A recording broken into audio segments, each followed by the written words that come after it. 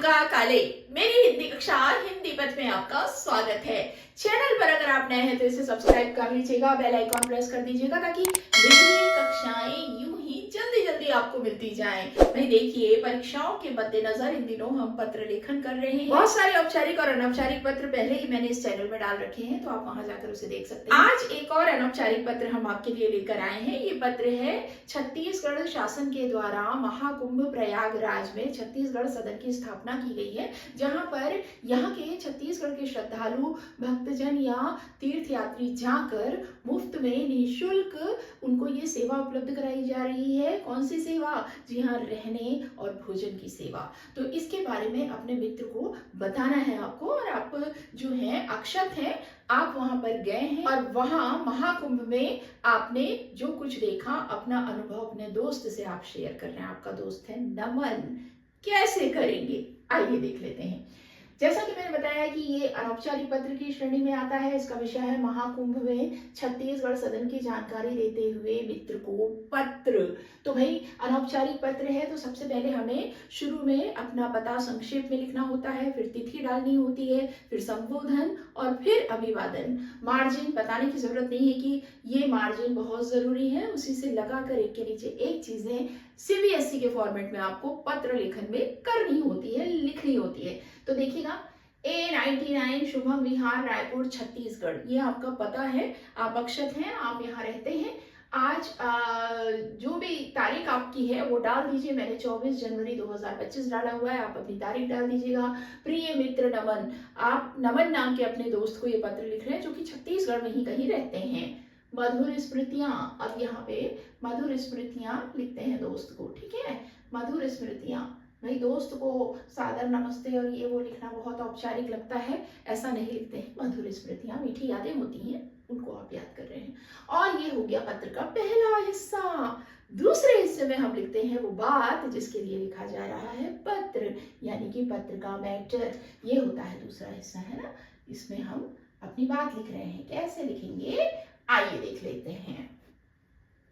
मुझे तुम्हें यह बताते हुए अत्यंत खुशी हो रही है कि विगत दिनों मैं महाकुंभ मेले प्रयागराज में सपरिवार गया था।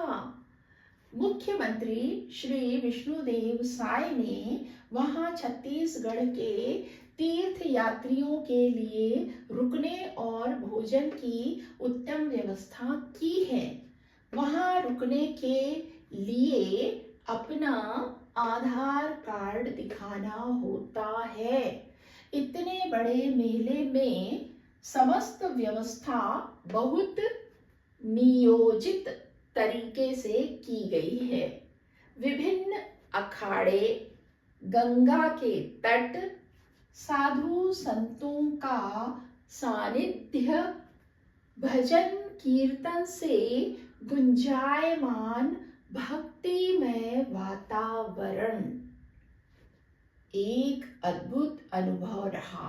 अब ये डैश डैश डैश है, ये एक तरह का विराम चिन्ह है जो आप भावनाओं में बहुत ओतप्रोत हैं, भाव विभोर हो गए हैं और आप अपनी बात को शब्दों में बयां नहीं कर पा रहे हैं। अद्भुत अनुभव है आपका, या कुछ कहना चाह रहे हैं और कह दिया है, उसके बाद भी बहुत कुछ कहना चाह रहे हैं, तब हम ये लगाते हैं। तो ऐसा ही अनुभव हुआ है अक्षत को वहां कुंभ मेले में, ठीक है।